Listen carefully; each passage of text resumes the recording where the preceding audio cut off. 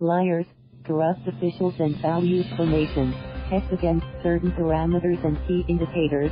Transparency International Index has time and again pointed to the Philippines as one among the world's most corrupt countries.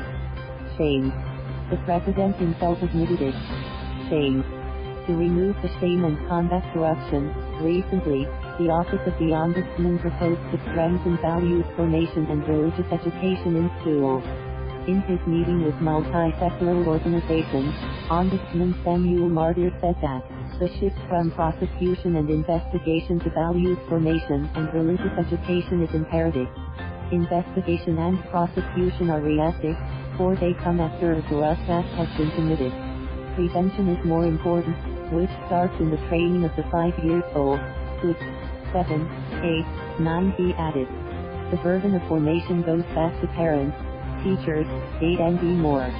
The burden of formation, if we are to be serious about its effective implementation, is also incumbent upon actors, top presidents, senators, congressmen, governors, mayors, Quranic chiefs, TV hosts, and others, who should become a positive force in our society, a society so desperate for heroes and role models. A good example has 100 times the force and impact of a good word.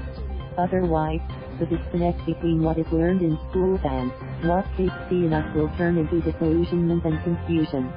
On the opposite, the lack of moral ascendancy on the part of the public officials to set a good example is disgraceful.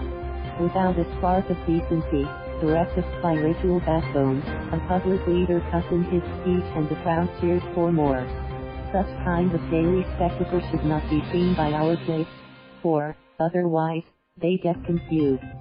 Just to make it melodramatic, but it's accurate to state, plunder and other worse forms of corruption started with one's propensity to brush off two seemingly trivial human and universal values, honesty and truthfulness. Hardened by his successor Royo a month after his conviction. In this case, the highest form of corruption was committed by the highest official of the land. Shame. It all started with seemingly insignificant lying and a willful violation of the 7th commandment, you shall not steal in smaller scale. And, when confronted, she broadcasted in daylight that honesty is the least policy in governance because everybody else is lying, and she got elected. Priests celebrate, as if everything was just normal. Values formation and religious education, if we are to be serious about its effective implementation, must begin with role modeling. And it must begin with little things like honesty and truthfulness. Is the author of 24 plus contemporary people, stop writing straight with twists and turns. Galatians, 2019. And the church can handle the truth, mercy healing of historical wounds. Galatians, 2017.